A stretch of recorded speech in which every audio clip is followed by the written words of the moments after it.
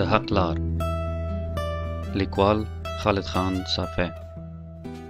د دروازې زنګ پخلیزي ته ټیټ راغی. لبنا د منقلونو د پاسه هواکش په لوړه درجه چالان کړی و، ترڅو د چرګ د کباب بوی په کور کې خپور نشي. هغه ډارېده چې د شرقي مسالو بوی مایک پیټرسن ته څه ډیر عجیب ښکاره نشي او یا بالکل بد پرې ونه لګي.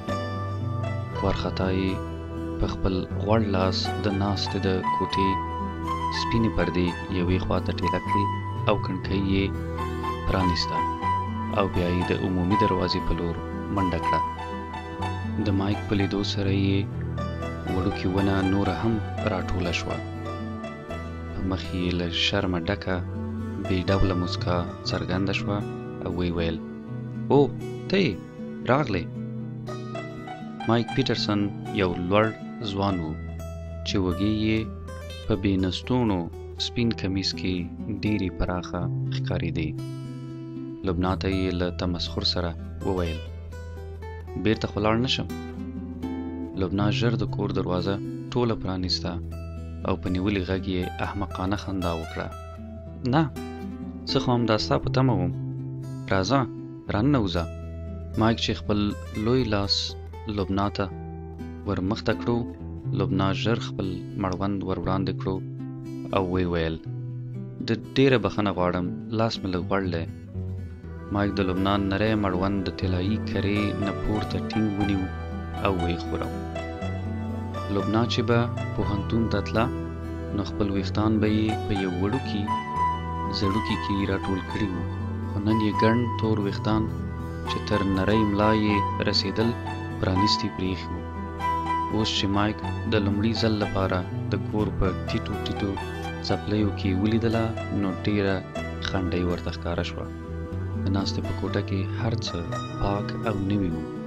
یوې خواته د یو لوی تلویزیون مخ کې یو ښکلی کریمي رنګه سیټ صوفې پرتې وې او د پخلیسي مخ کې د ډوډۍ خوړو د میز چاپېر 6 نوې چوکۍ پرتې وې. مایک کرار په کور کې د هر څه جاج اخیست. د میز پر سر سپین مرمرین ګلدان یې ولید چې په شرقي طرز جوړ شوی و. لبنا د مایک سترګې څارلې او په داسې حال کې چې هڅه یې کوله چې خپله لهجه برطانوي جوړه کړي وویل: دا مې له ځان سره له پاکستان څخه راوړی. مایک وویل: ښه، او له تعجب سره یې سر وښوراو. د پرانیستې کړکۍ لاندې د لندن د ښار یوه مصروفه کوڅه ښکارېده او د کړکۍ تر څنګ په دیوال یو لوی طلایي رنګه چوکاټ ځړېدو چې په منځ کې یې یوه توره خونه حکاکي شوې وه او د پاسه یې یو څه په ناآشنا لیک لیکل شوي وو. لبنا چې په خپلو سینګار شوو سترګو د مایک شنې سترګې څارلې بیا ژر وویل: دا چې د کعبه ده په سعودي عربستان کې د مسلمانانو تر ټولو ستر تر ټولو مقدس ځای دی. موږ یې د خدای کور بولو. دا راته هم چې کله دلته راتلم پلار مې راکړو. مایک چې چوکاټ ته ځیر و سترګې یې سره راټولې شوې او د چوکاټ خواته ولاړ او په داسې توګه یې پوښتنه وکړه لکه د لبنا په خبره چې پوه شوی نه وي: څه شی؟ دا څه شی دی؟ دا کعبه ده، په سعودي عربستان کې ده.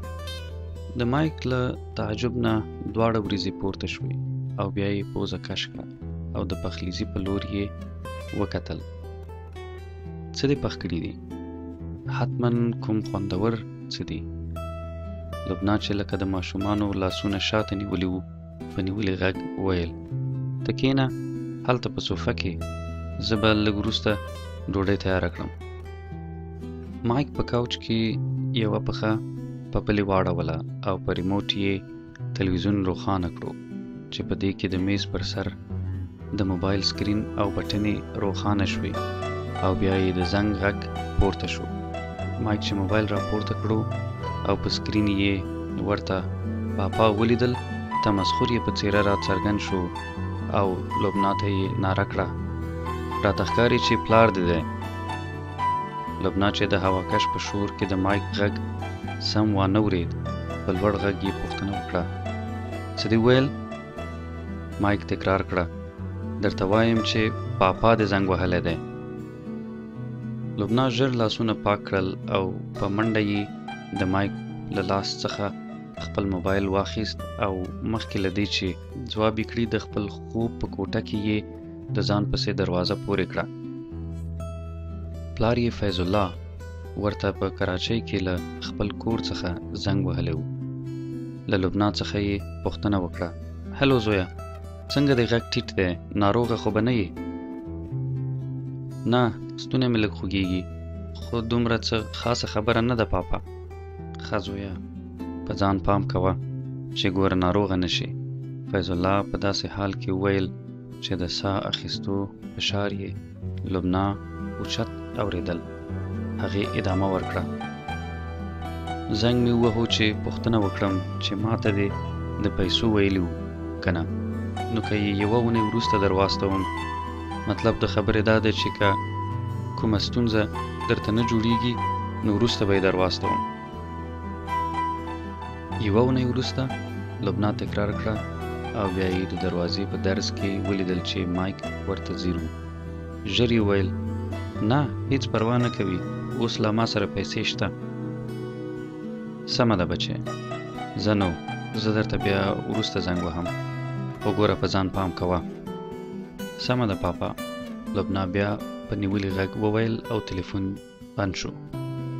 فیض الله په خپلو سپینو جامو کې په صوفه کې داسې تکیه وهلې وه چې ایله پکې ځایېدو. د ساه اخیستو غږ یې اورېدل کېدو او لویه خېټه یې ورسره ښکته پورته کېده. خپلې غوښنې ګوتې یې په خپله په نکریزو سره ږیره تېرې کړې او بیا یې په مخامخ کوچ کې ناست له افغانستان څخه راغلي مېلمه ته وویل: زه کار دې وشو.